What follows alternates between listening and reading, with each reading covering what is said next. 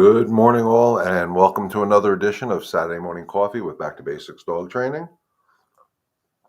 As always, it is my pleasure to be here with you guys each and every Saturday morning, providing free dog training to anybody who has any questions or just me rambling on about what I feel is important this week. For those of you who don't know me, my name is Leon. I'm the head trainer here over at Back to Basics Dog Training. And every week, each and every Saturday morning at 11 o'clock Eastern Time, I bring to you this live Q&A session. So with that being said, if you're watching now, live and in living color, please put a comment in. Let me know you're watching. Let me know where you're watching from. And if you're watching later on a replay, give me a shout out. Let me know you caught me on the replay. And again, if you have any questions, even during the replay, ask them. I get to them during the week, and we try to answer as many of those questions as possible. And with that being said, I'm going to jump into it because last week, after the live chat, a couple days later, we got a comment or question on somebody who watched me on the replay, asking me, "Good morning, Cindy." After watching the live, they asked me a question, and I thought it was a really good question. It was really about trying to help a dog out, so of course it was a good question. But the question was basically, they rescued a very good morning, Andrea. How are you? They have a very scared dog, scared of everything. From what I gathered from the message that I got, any movement, anything, other dogs, people, whatever, it's terrified. And they asked about bringing the dog to a dog park. Dog parks are great for socialization. Not for physical exercise. It's more about socialization, so they learn to be socialized. And I actually had to sit there and think about that because as much as I think the power of the pack, for lack of better terms, is a great concept, bringing a dog to a dog park, helping it build up some of its confidence, it's all wonderful. But the problem with most dog parks is there's not a ton of balanced dogs there. And what do I mean by that? Dogs that understand, okay, this dog is scared. He needs our help and our guidance, and not a target. And that's my biggest fear, because the dogs that are in these public dog parks are not balanced, are not well trained. Some of them are not well trained. I'm not saying they're all not. They may see the scared dog coming into a dog park and attack it because it's a target. It's an easy prey victim for these unbalanced dogs. So you really want to be a little bit more careful. Eventually, yes, she can bring her dog to a dog park, but she's got to start working on the confidence of the dog first. And again, I always say this week in, week out, the best way to build the confidence is by doing a good structured walk. For any of you guys that are watching now or later on again on the replay, if you've gone to my YouTube channel and watched my How to Leash Train Your Dog video playlist that I have out there, let me know if you can see how that playlist can help, mastering the walk can help build a dog's confidence. Because everything I talk about in that video playlist is about structure and leadership. Leadership builds confidence. And the worst thing we can do as humans, guys, and this is really hard for people to understand the concept, is when a dog is unsure of its surroundings, is feel bad for it. If you feel bad for it, you're projecting a weak energy. So you have to actually move it through those insecure parts of its phases by showing more confidence and being more confident. I know, baby, it's scary. There's another dog. That's not helping your dog. It's a weak energy. Good morning, Michelle. Michelle from Remember Me Rescue. I'm assuming it's Michelle. I have a dog who is somewhat feral, afraid of everything but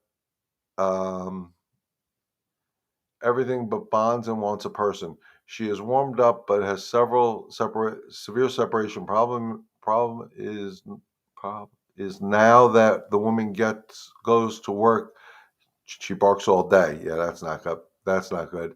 I think I know which dog you're talking about. Looking for her even when her husband is home. I picked up a collar that makes a noise and vibrates, hoping it won't make it worse. She keeps being returned because of her issues. which of course is just making it worse. Yeah, guys, this is real. I mean, Michelle, I worked with a dog down here that was as close to feral as humanly, doggily possible. And the dog was afraid of everything. I mean, one of the worst cases I've ever seen since I started this journey of mine with Back to Basics.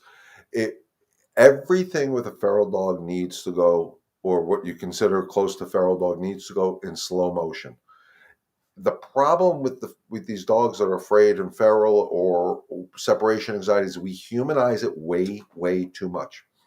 For this dog here with the separation anxiety, if somebody else is home, the dog should be tethered to a human at all times, pretty much. So if she had to go to work and her husband is home, he should have that dog on a leash. And it's okay to disagree with the separation anxiety. What creates it? I have my opinions. There's other trainers out there that have their own opinions on separation anxiety, but separation anxiety has been humanified too much in the dogs. So what I do when I work with a dog that shows signs of this quote unquote separation anxiety as the main handler of the dog, what I would do is literally play a game with them where I would walk out and literally turn around, walk back in. I'm home, yay! Like, because dogs don't understand the concept of time. And if they don't react, we praise them. If we walk out the door and we hear them barking, we come back in. Nope. And we make them understand that that's not an acceptable behavior. Then we walk out. If they don't bark, as soon as we walk out, we shut the door and they don't bark. Walk, good girl, wait, and praise, because you're praising her for not barking, and then you slowly increase the duration of time that you stay outside your own damn door.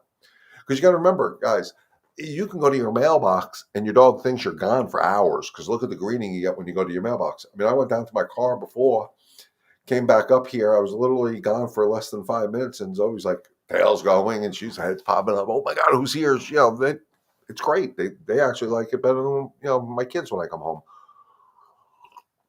So you start working on her slowly by going out and coming back, going out, coming back, going out, coming back. It's no different than what I would do with a dog that was terrified of a crate. This feral dog that I was working with down here was terrified of a crate. So what did I do? I guided into the crate, and as soon as I got all four paws in there, as long as he didn't try to come out, I invited him out. And then we slowly kept him in the crate longer and longer and longer and longer until the crate became his bedroom. And it took time, but it worked. And the same thing can be done with separation anxiety.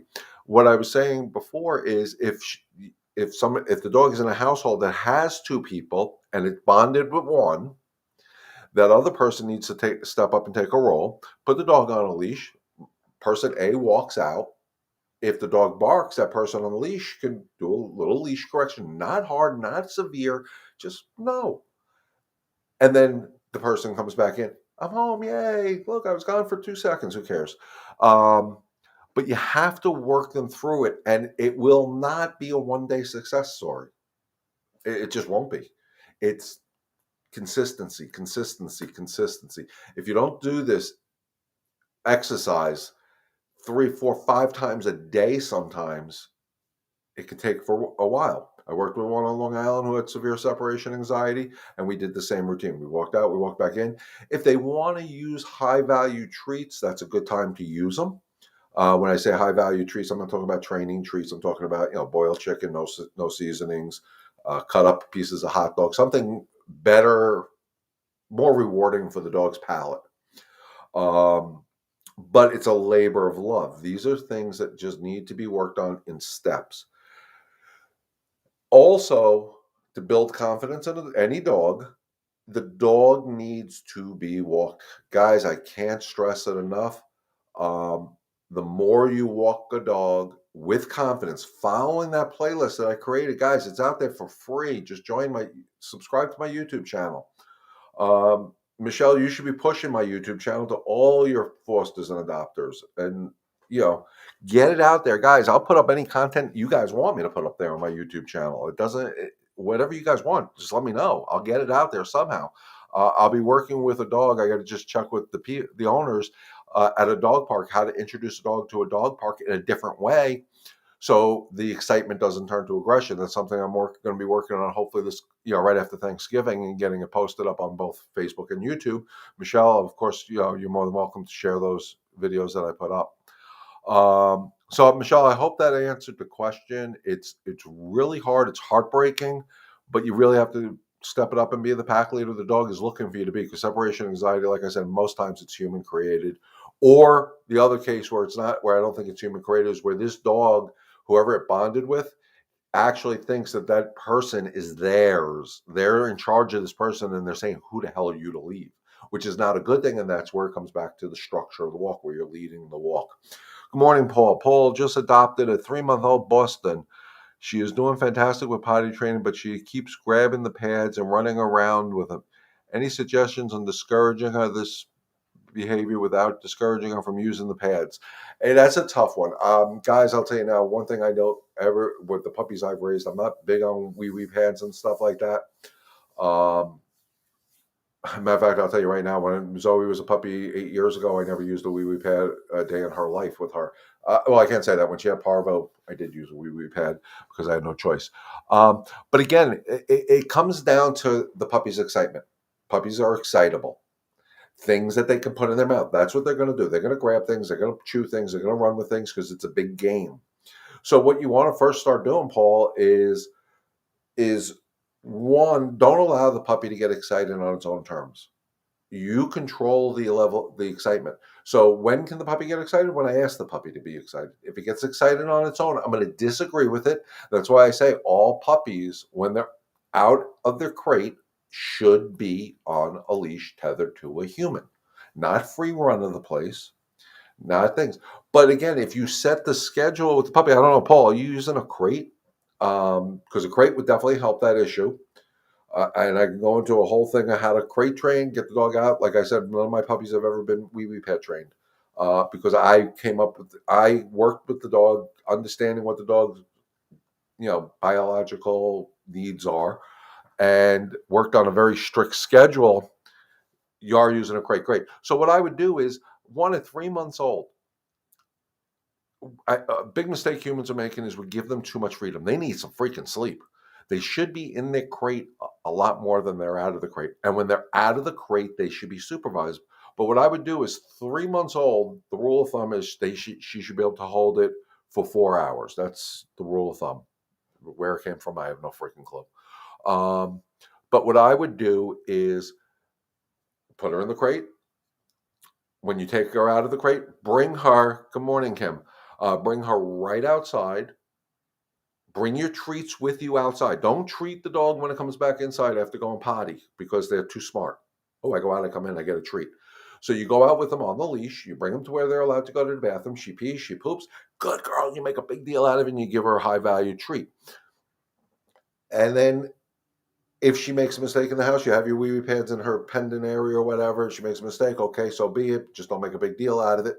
But as far as her grabbing the wee pads, what I would do is, again, if she's tethered to me, and I know she went to the bathroom, at 11 o'clock this morning. And I know if she peed, she pooped, she did everything she has to do. She probably doesn't need to go to the bathroom again for a little bit. So I may let her out of 3 months for a half hour, 45 minutes, an hour. So she shouldn't need the wee pad.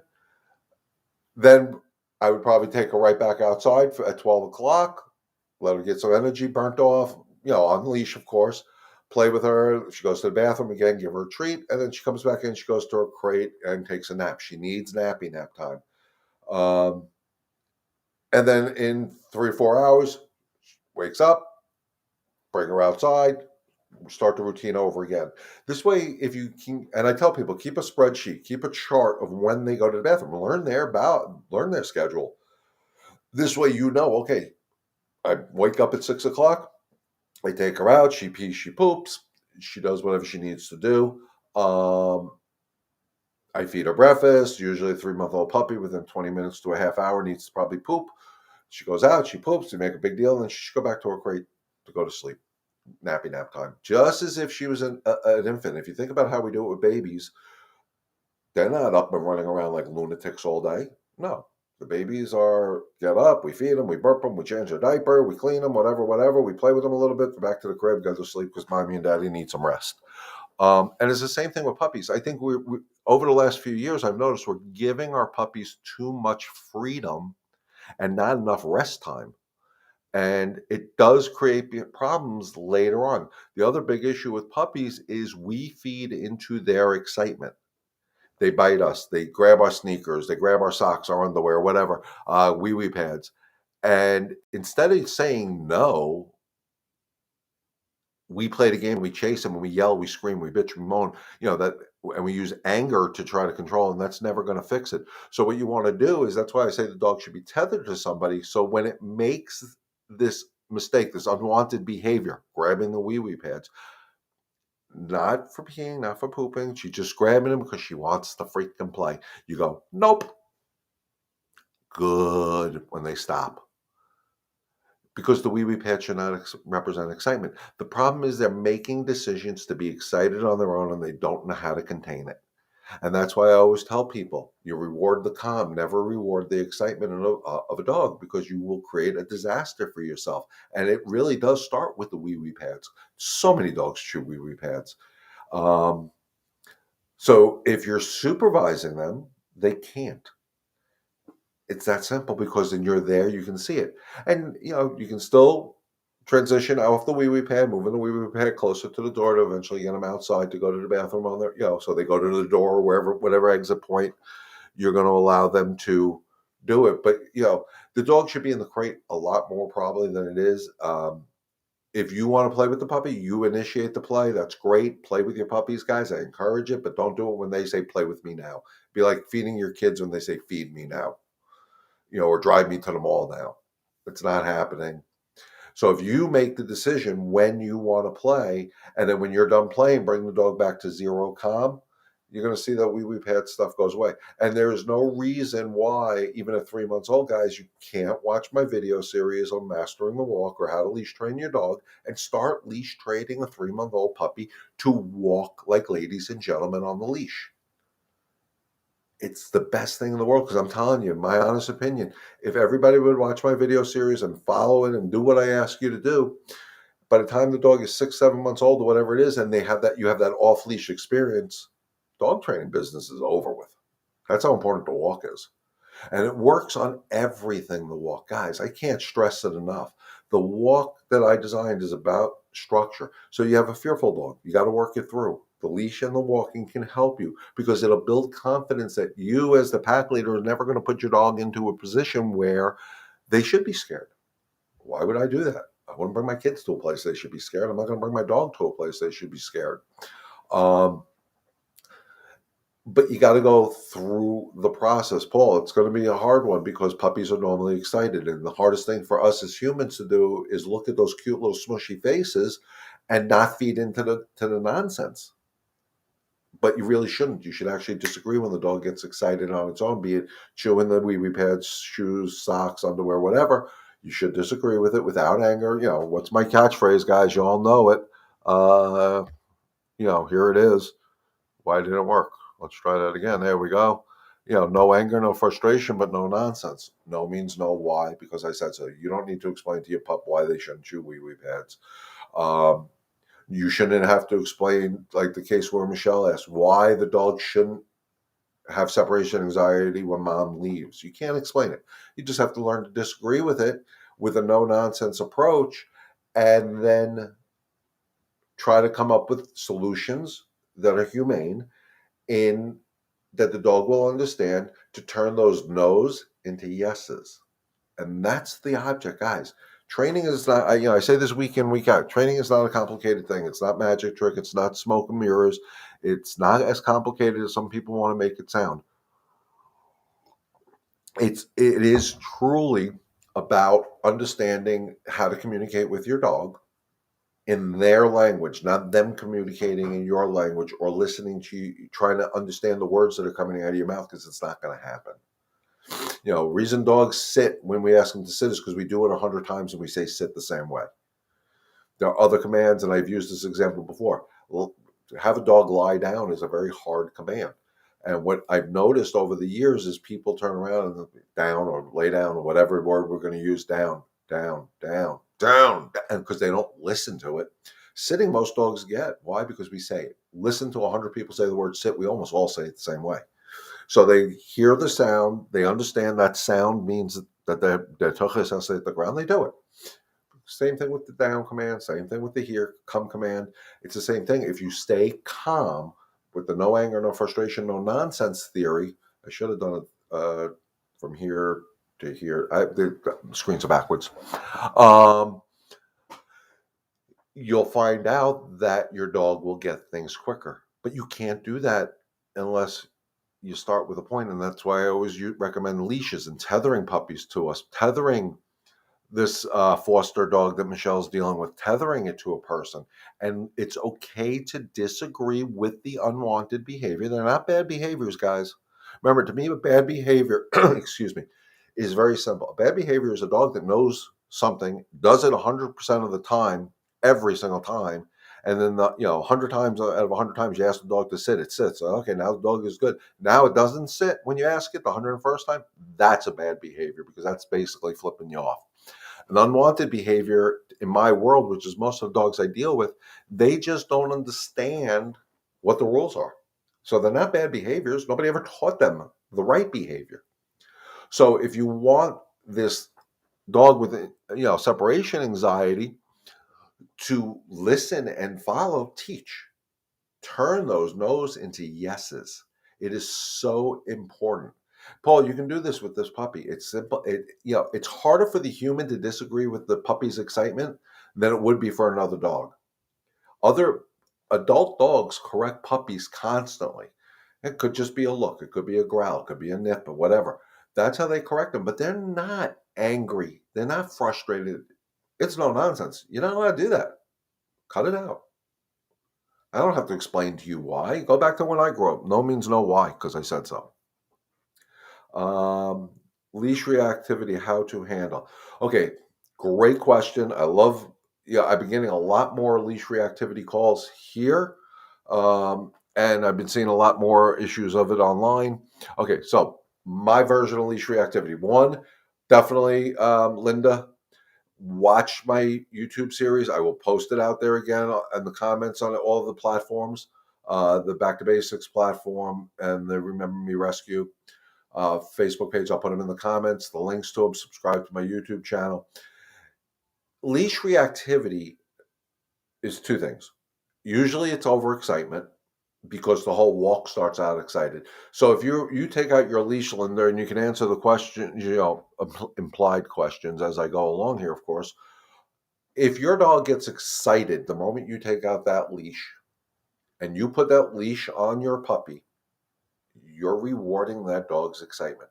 Your walk is already starting off at an excitable level. It's hard to control the leash reactivity outside the house if you can't control it, the excitement level inside the house. The next part of it would be, how does your dog walk through the threshold? If it bolts out when you've got it on a leash and it bolts out the door like, let's go, we're ready for a walk, yay! Your dog is way up here somewhere and good luck controlling it. It's 90% of the time, in my opinion, leash reactivity is caused by overexcitement. And here's the caveat to that. The overexcitement, because we get angry and frustrated, is corrected with tension. And when we correct our dogs with tension because they're acting like idiots in public and embarrassing us, eventually they put two and two together. Oh, every time I see another dog, every time I see a human, I get my pack leader is tense. I need to react every single time because I got to protect my pack. And you don't want that. But if your walk starts off in anything but calm, yeah. You know, and Kim just said it's so true. Both my bulldogs try to bolt, and that's what happens. It's because they're excited. You're not even relevant at that point. I say if you go to my YouTube series, How to Leash Train My Dog, episode 1 is important, but episode 2 is crucial. Episode 2 is about threshold management. I don't know how many of my regular listeners are here. I talk about threshold management all the time.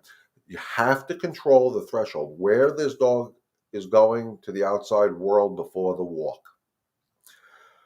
If you can't control that front door, and I'm using the front door as an example, it's extremely, extremely hard to control the rest of the outside world. You can't even control this 1 foot area without the dog being overly excited. How can you continue? Think about it. Where's the state of mind? And if we can't control the dog's state of mind, you can't control it physically. Most dogs are very hard to, Kim has two English bulldogs. Good luck physically controlling them. It's almost impossible. They're freaking strong. And I don't want to physically control a dog, but I can mentally control a dog. And that's understanding that you always reward the calm. I won't walk a dog that bolts out the door until they can walk out that front door like ladies and gentlemen, because then I became more relevant. So they're focused more on what I'm asking them to do. And once I become more relevant, here, I'm going to put it out there. There's X amount of people watching right now. I'm hoping every one of you walk the dog, your dogs. But how many times are you're there with your dog and the front door is open? You're holding it because you can't go out without you. But the dog is doing this, looking all around you. What's out there? What's out there? What's out there? What's out there? What's out there? What's out there? If your dog is doing that, you're not relevant because the dog doesn't give a crap. It's looking past you to see what's in the outside world. That's the state of mind you can't have when you go to walk your dog. Getting out the dog, okay. As soon as she sees a dog, a bike, a human, she lunges and barks. Okay, so what you need to do is, one, check, and please don't take anything I say personally, check your own energy. 99% of the time when dogs are reactive to a door, a bike, a human, a dog, or whatever, they're excited. Most of the time, the human sees that distraction first, because dogs usually sniffing the ground doing something other than paying attention.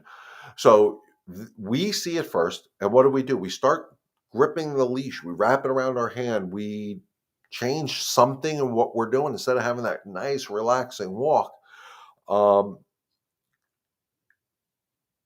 And then the dog picks up its head. What the hell's going on? I felt tension on my leash. What's going on? Oh, bike, bam, I'm gone. What you want to do is actually stay calmer. It sounds stupid, but the calmer you are, the calmer your dog gets. And then what I tell people to do is watch your dog. If you're walking and the dog is strutting its stuff, and you see that bicycle, the dog, or the human before he does, because usually that's what happens, start looking at your dog. Watch to see if anything changes in that walk from the way your dog's body language is, what your dog's body language is telling you. So if they're walking and all of a sudden you just see, they picked up, right there, make a correction. They're at a lower level. Make the correction. Use your discipline word. Like I said, one discipline word, guys. So if I was walking a dog, and I just did this week with a dog that was reactive to everything in the neighborhood, it had to protect the whole damn neighborhood, is we were out there. He was doing really good. All of a sudden, I don't remember what neighbor came home or something. And all of a sudden that walk changed. I just made a correction. Nope. Sit. I gave it another job to do. And then because I said the nope and I said the sit, it looked at me and forgot about the neighbor pulling into the driveway. But I caught it earlier. 90% of the time, guys, when dogs are leash reactive, you wait for the explosion, then you start your corrections. It's almost impossible.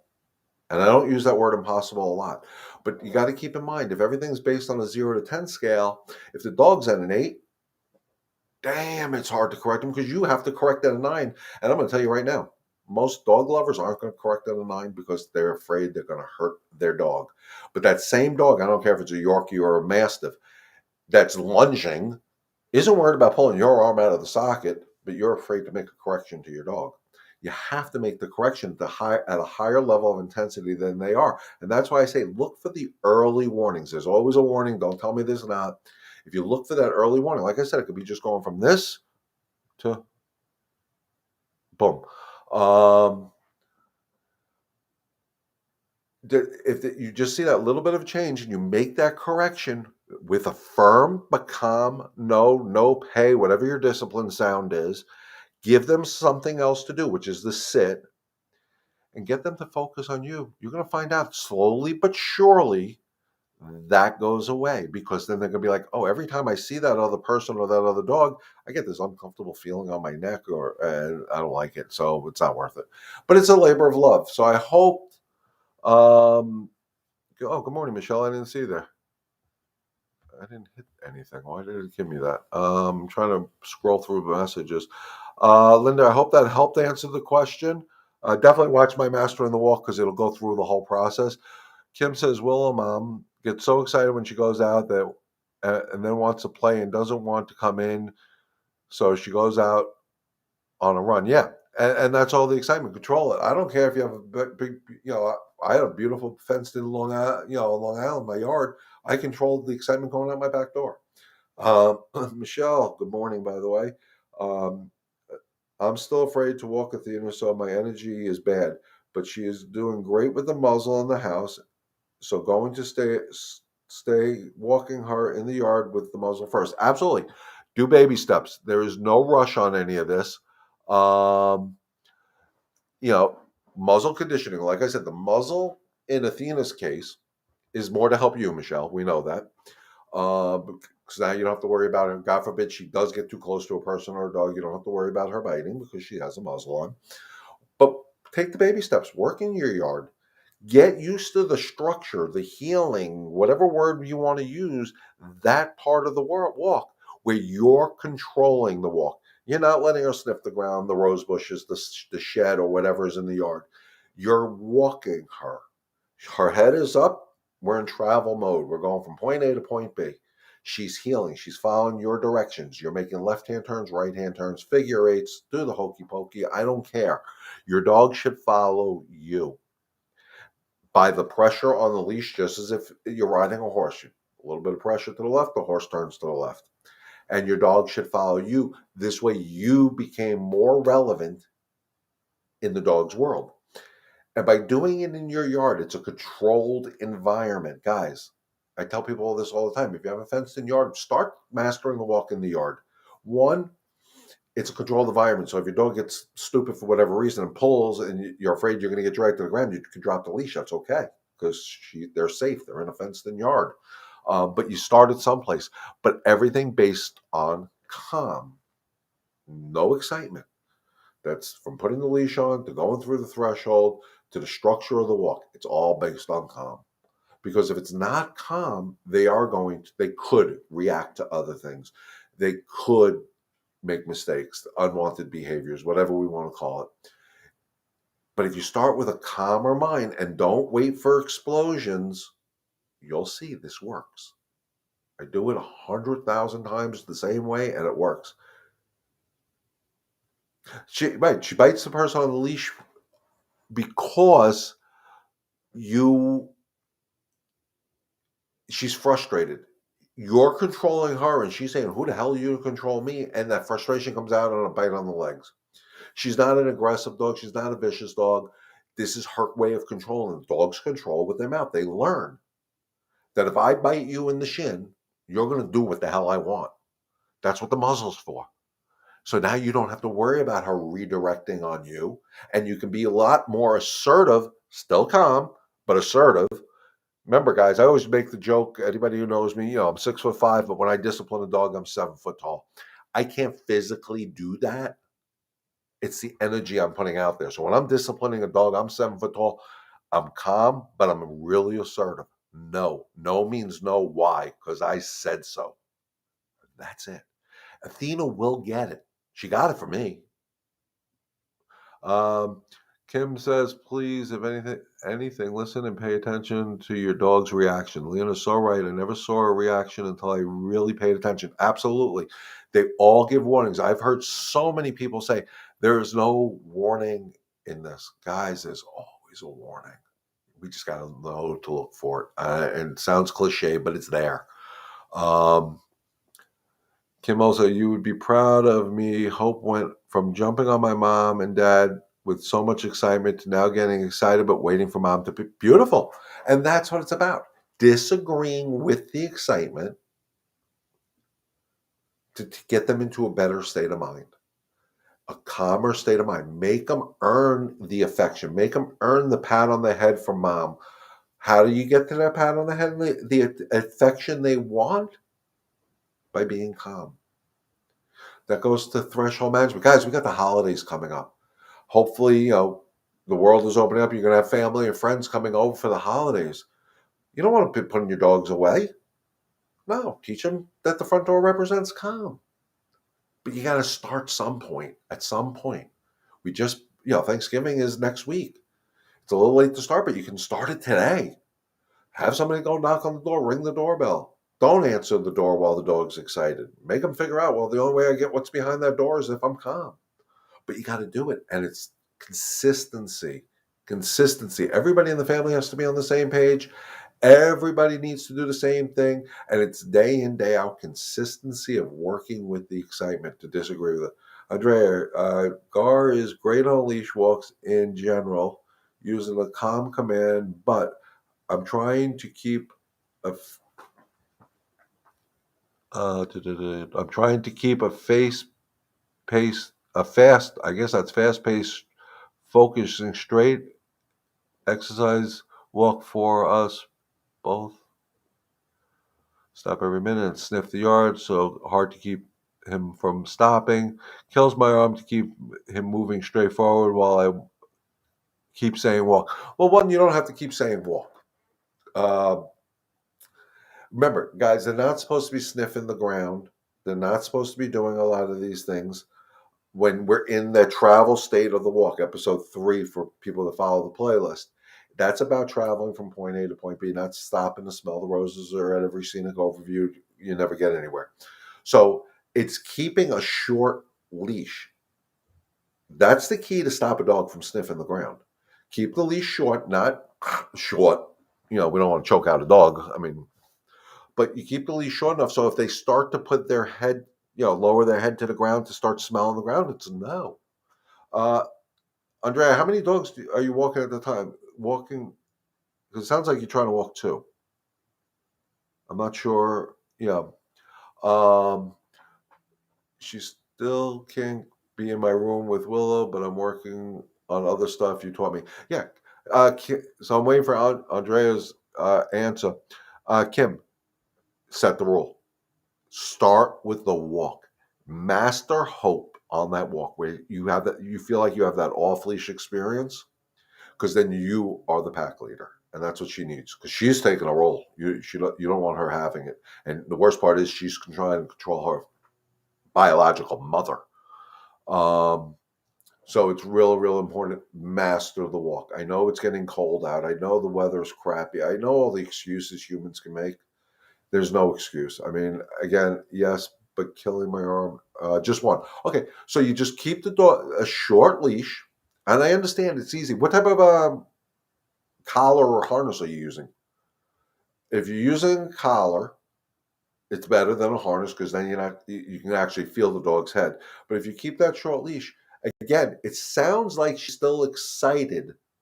Slow everything down. Slow everything down. Slow everything down. If you're using a collar, get a Martingale. Don't shy away from the prong collars, guys. They're not as bad as people think.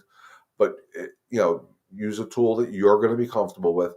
Collars, to me, a Martingale collar, keep it high and tight behind the ears.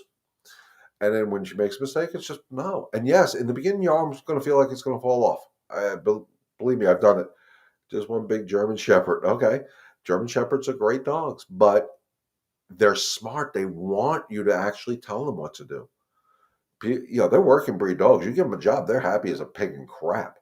But you got to establish it. It starts, like I said, threshold management. So if you go out the door and even you get a foot out the door and she starts getting excited, that's where it stops, and you regroup and you bring her back down to calm.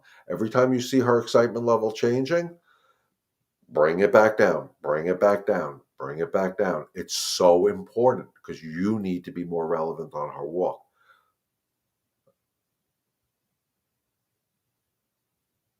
Okay, Kim, I'll text you the link to the playlist. And then you just go into the playlist and all 5 videos should be there. Well, they are there. So I'll do that after we finish up here. But I will put on the comments on the Facebook pages and the YouTube channel the links to that to the playlist as well. So anybody who wants to get it, like I said, I do ask for, please subscribe. I need subscribers. Do you think walking a rope choker collar is okay, or should do a harness instead? Personally, guys, I don't like harnesses for walking. I don't like them. The only reason I would ever use a harness for walking is if the vet tells me the dog has a trachea issue. Then, of course, I'm not going to put anything on its neck. Um,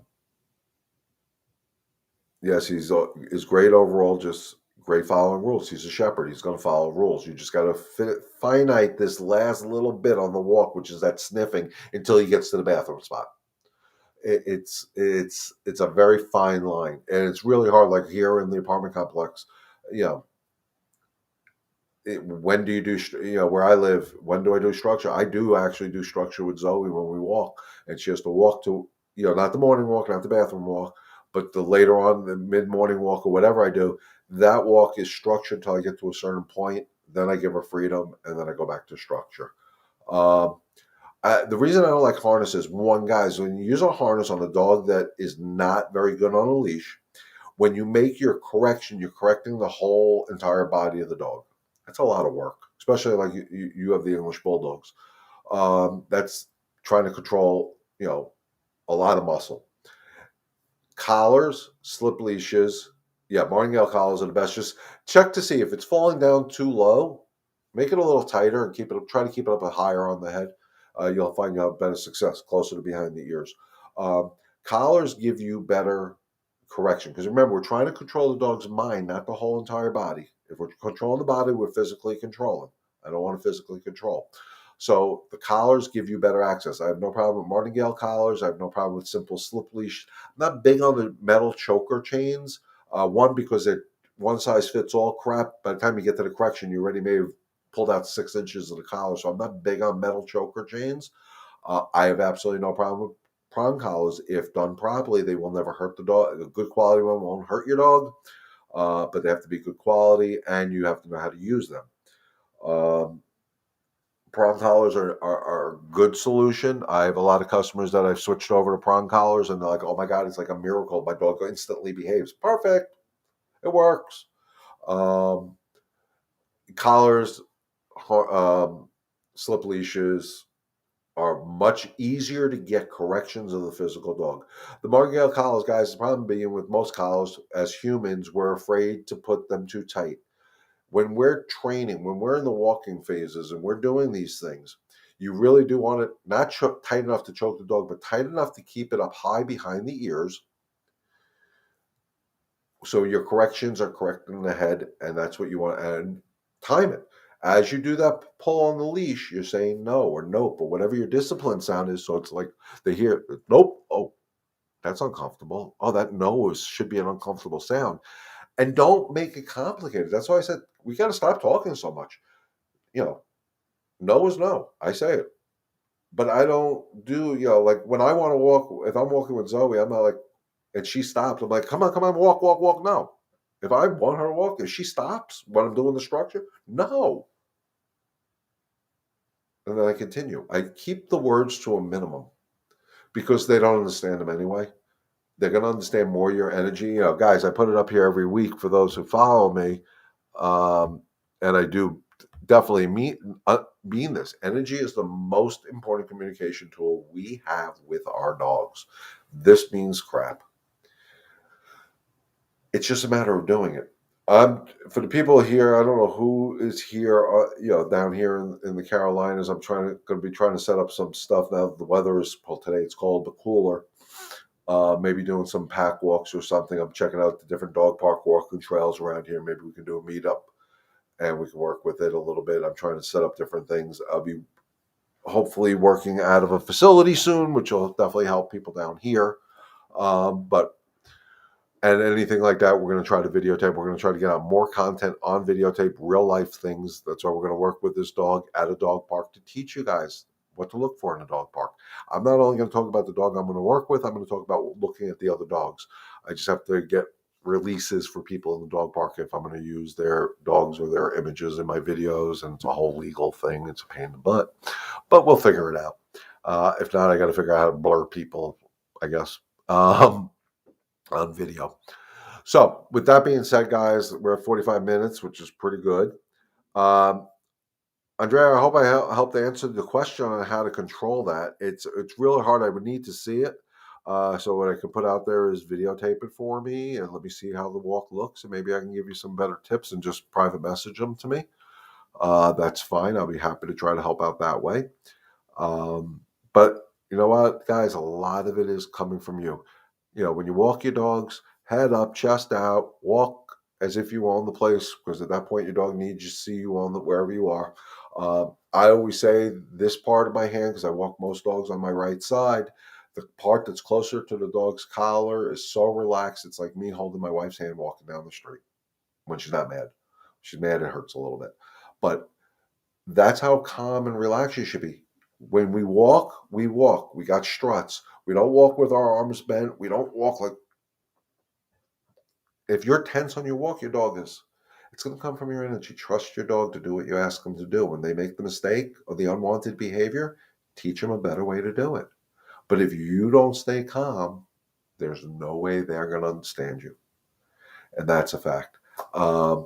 So, with that being said, guys, if there's no other questions, first of all, happy Thanksgiving. You know, enjoy eating and being with friends and family if that's what you're going to be doing. But happy and healthy Thanksgiving. The holiday seasons are upon us, so start working on some of your threshold management for your dogs to get people into your home in a calmer way. But we'll be here next Saturday, like always. Kim, thank you, Leon, as always, are amazing and helpful. Everyone here also always want to teach us, no baby dogs. That's it. They're dogs first, people. But with that being said, I do this every Saturday morning, guys. The only thing I ask, and it's a free service, the only thing I ask in return is to please share my Facebook page with all your friends, family members around the country, around the world, the animal lovers out there, because, I say this every week and I truly, truly believe it. If I can find it and it's right there and it didn't work again, there we go. Together we can help one dog and one family at a time. But with that being said, guys, again, thank you for inviting me into your home this Saturday morning and every Saturday morning. It is my pleasure to bring this to you live and in living color. And guys, as always, stay healthy, stay safe. God bless. And remember, together we can help one dog and one family at a time. Enjoy the rest of your weekend, guys. Happy and healthy Thanksgiving, and we'll see you next Saturday at 11 o'clock.